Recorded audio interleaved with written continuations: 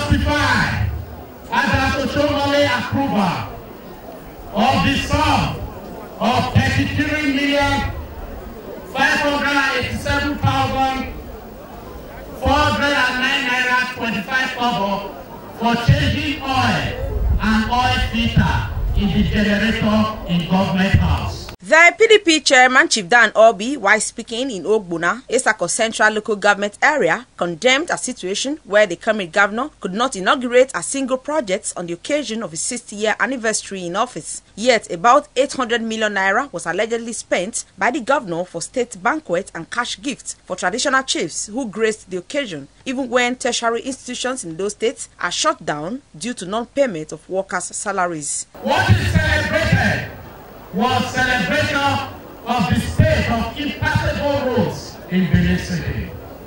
What is celebrated was the arrogant display of insensitivity to the plight of every Edo man and woman.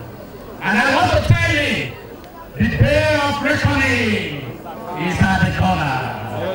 Chief Dan Obi also condemned the alleged reckless spending of public funds by the current administration in Edo State and challenged the Camry governor to sue him for further proof if the governor thinks otherwise. On the appointment of 26,270 workers placed on monthly salaries of 5,000 naira by Edo State government, Chief Dan Obi said the state PDP is interested in knowing if the approved minimum wage for workers has been reduced from 18 to 5,000 naira. The president's so-called appointment of 5,000 naira to unsuspecting innocent people of Edo State is another desperate effort on the part of the governor to win support.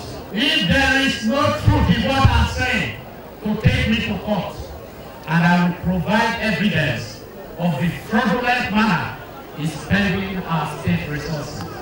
Meanwhile, Chief Dan Obi, in company of other members of the party, commiserated with one of the state leaders, Chief Bronu Ushokbekai, who lost his eldest daughter recently.